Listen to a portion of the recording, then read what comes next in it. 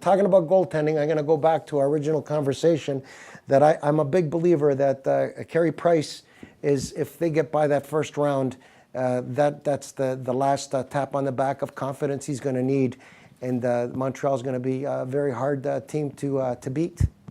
Well, the first round's always the toughest, and I don't disagree with you, Frank. However, Montreal Canadiens' arch enemy, arch rivals have always been the Boston Bruins. Every time I've seen Montreal play Boston, something happens to them and they implode.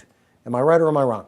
Oh, the wars. The Montreal Canadiens are the only team that gives Boston now a hard time. And why is that, Phil? Because Boston should just use their physical advantage and just run over Montreal, shouldn't they? Technically. This goes way back, too. I mean, this goes way back. I remember in the 70s, as good a team as we had, and we had a good team, a real good team. If we played the Rangers or anybody else, it was no problem whatsoever. But if we played Montreal, we had trouble with them. We always did. And on the other hand, the Rangers could beat Montreal all the time. Maybe that was in the past, though, Phil, but Boston beat Montreal the last time, and Boston has got their number. And I'm going to agree with what Tony said, that technically they could just steamroller right over them, just strictly out of brute force. Don't you agree, Norman? Well, Montreal defensively is not a great team. Carey Price is an elite, world-class goalkeeper, but defensively as a team, they score a lot of goals, but they also allow a lot of goals, not Carey Price's fault. Well, they haven't, I mean, Subban is good, Markov is good.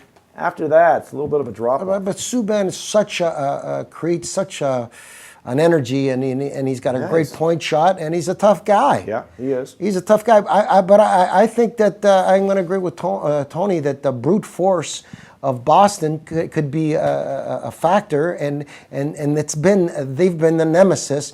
Like the Dallas Stars were the nemesis of the Edmonton Oilers for like 3 years in a row. Billy, was it 3 or 4 years in a row? It was probably the best hockey I've ever seen in my life.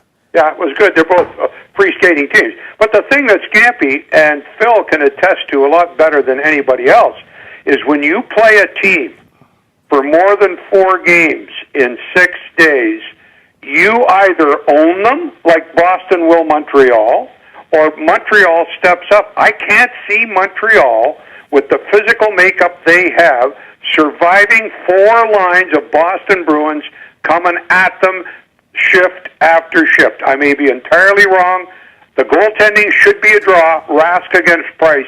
I think the Bruins will win for that reason, and that's not to take anything away from the Canadiens, who probably won't get there because Tampa Bay's going to beat them. Yeah, Tampa is going to be very tough. I agree exactly with your synopsis of the Boston and Montreal series, but here's what I'm going to add to it. This is where I think the goalies, as far as talent, are extremely even. If not, Tuukka Rask has got a bit of an edge. They're both great goalies. But this is what I'm saying, and I could be wrong.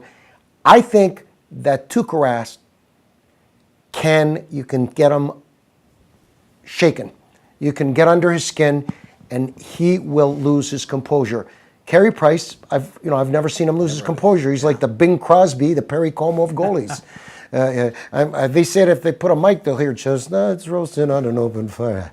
But he's very calm goalie, and I think they can unrattle or rattle Tuukka Rask, and that's going to be the only thing that'll be a chance for Montreal to get to them, right? If your number one goalie and that elite goalie like Tuukka Rask gets rattled, Boston's going to have a hard time.